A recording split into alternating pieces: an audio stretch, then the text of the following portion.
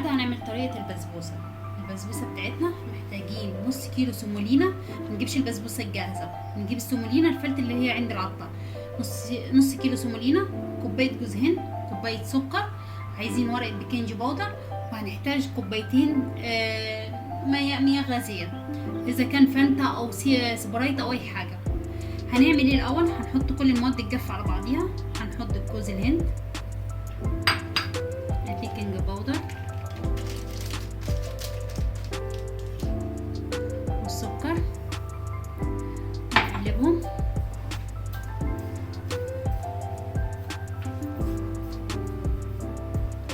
هنحط نص كوبايه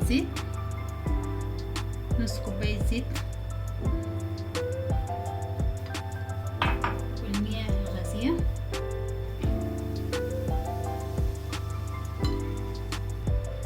وكده كوبايتين المياه الغازيه. نقلب كل المكونات بتاعتنا كلها مع بعض. الفول ده هنحطه في الاخر على وش الصينيه. هنقلب. لو احتاجنا تاني مياه غازيه ممكن نحط نص كوبايه لو احتاجنا. نشوف، نقلب ونشوف.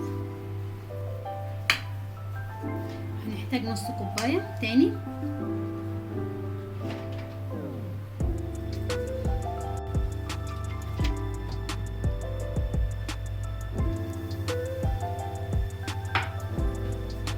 عشان ما تبقاش بس السومولينا تبقى ناشفه معانا، احنا عايزينها تبقى طريه فيها سائل.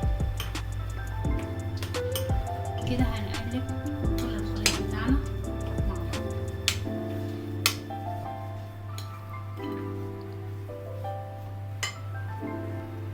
وكده الصينيه بتاعتنا دهنينها بالزيت. هنحط خليط البسبوسه كله في الصينيه بتاعتنا.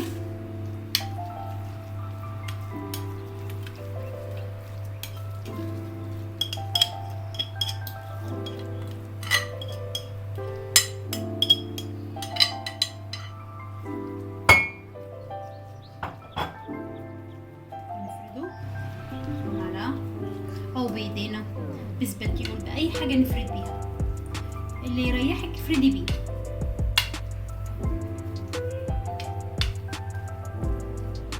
وكده بعد ما فردنا البسبوسه بتاعتنا في الصينيه، شويه الفول اللي قلنا عليهم هنرشهم على الوش.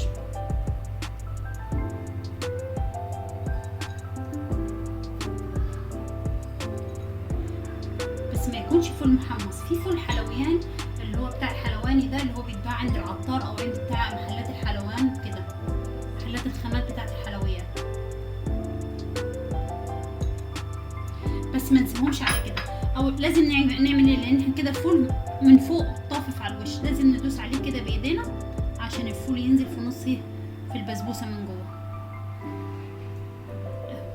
بايدينا، وننزل الفول تحت.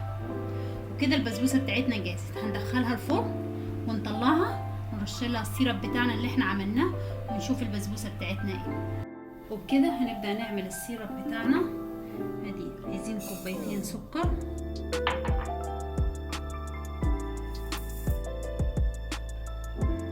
كده وعليهم كوبايتين ميه، والسكر قد الميه.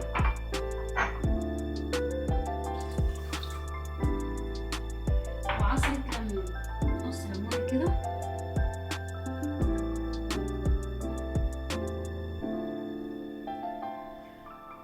نحطهم على النار لغايه لما يغلوا.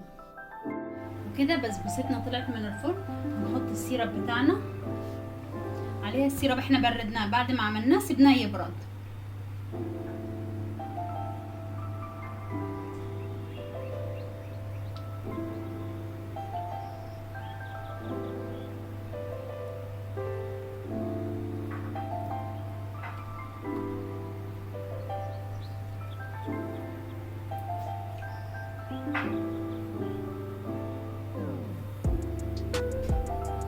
نشرب الصينية بتاعتنا كلها بالسيرب. وبكده بعد ما شربنا البسبوسة بتاعتنا هنقطعها قدامكم. شايفين الطريقة ازاي؟ شايفين الطريقة بتاعها؟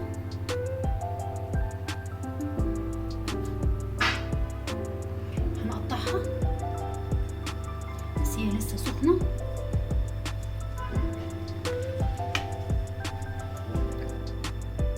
وكده البسبوسة بتاعتنا جاهزة. شايفين مرملة ازاي طرية؟ شايفين مرملة وطرية. وبالهنا والشفا. لو عجبكم الفيديو بتاعنا ما تنسوش تعملوا شير ولايك للفيديو، ولو اول مرة تشوفوا الفيديو ما تنساش تعملوا سبسكرايب.